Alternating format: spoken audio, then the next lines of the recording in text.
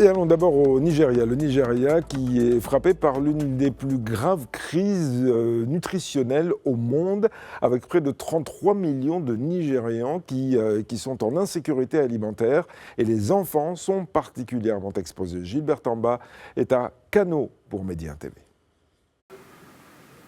La malnutrition infantile continue de faire des ravages au Nigeria. Dans l'état de Kano au nord du pays, la situation est particulièrement préoccupante. Entre janvier et juillet 2025, près de 470 enfants sont morts des suites de la malnutrition, selon une étude menée par la professeure Rougaya Youssouf Aliou de l'université Bayero de Kano. L'étude révèle que plus d'un enfant sur deux, soit 51,9%, souffre d'un retard de croissance dans cet état. Au Nigeria, 40% des enfants de moins de 5 ans sont touchés par le retard de croissance, d'après les rapports 2025 de l'UNICEF. Ce retard de croissance, conséquence d'une alimentation insuffisante et des conditions sanitaires précaires, a des effets irréversibles sur le développement physique et intellectuel des enfants. Face à l'urgence, l'UNICEF intensifie ses actions. Plus de 20 000 enfants dans le nord-est et 14 000 dans le nord-ouest du Nigeria ont déjà été traités contre la malnutrition aiguë, avec des résultats encourageants. Mais à Kano, les besoins restent immenses. Les experts appellent à une mobilisation accrue des autorités, des partenaires internationaux et des communautés locales pour éviter que la malnutrition infantile ne continue de coûter la vie à des centaines d'enfants. Gilbert Tamba, Média TV, Abuja, Nigeria.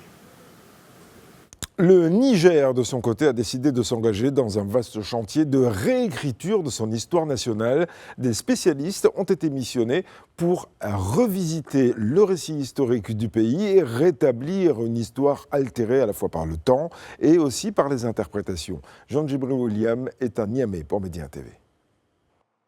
Ici à Niamey, les autorités locales viennent d'engager le projet national visant à réécrire l'histoire générale du Niger. Enseignants-chercheurs, historiens, sociologues ou encore détenteurs de savoirs traditionnels ont ainsi été réunis autour d'un comité ad hoc chargé de superviser la collecte, la vérification et la structuration de données historiques. Pour le Premier ministre, Ali Mahaman Lamine Zeyn, sa mise en place répondrait à un devoir de mémoire et devrait permettre de rétablir la véritable histoire du Niger, dont la version actuelle serait largement inspirée de l'histoire coloniale. Un travail axé sur l'exploitation croisée de sources orales, écrites et archéologiques qui seront confrontées aux archives disponibles. Objectif à terme, offrir aux citoyens nigériens la version la plus renseignée de leur identité nationale et de leur patrimoine de la préhistoire à nos jours. Une connaissance de l'histoire commune que les autorités locales jugent d'ailleurs indispensable dans la quête de souveraineté prônée depuis 2 ans par le Conseil national pour la sauvegarde de la patrie. A noter que le comité ad hoc officiellement installé existe depuis octobre 2024 et a retenu plusieurs réunions visant à cerner les contours du projet. Leurs travaux devraient permettre d'ici 2 ou 3 ans de livrer un ouvrage scientifique fidèle à la mémoire historique du Niger. Jean-Djibril William, à Niamey pour Média TV. En Guinée, c'est la mortalité sur les routes qui préoccupe les autorités. Plus de 500 morts en 2025. Un bilan dramatique qui conduit les autorités guinéennes à prendre des mesures pour la sécurité routière. Idrissa Cissé est à Conakry pour Média TV. L'année 2025 sera marquée comme l'une des plus sombres en matière de sécurité routière en Guinée. Selon les chiffres du ministère des Transports, 528 personnes ont perdu la vie sur les routes guinéennes. Les dégâts matériels sont également importants avec 659 cas de dommages graves, dont 648 véhicules et 1085 motos touchées.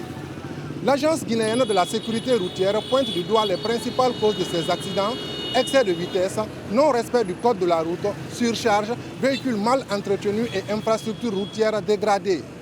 Face donc à cette situation alarmante, le gouvernement a lancé une campagne de sensibilisation dans les gares routières et a rendu obligatoire le contrôle technique pour tous les véhicules. Par ailleurs, une révision du code de la route est en cours pour sanctionner plus sévèrement les comportements à risque, a annoncé le ministre des Transports. Idrissa Cissé, Conakry pour Média TV.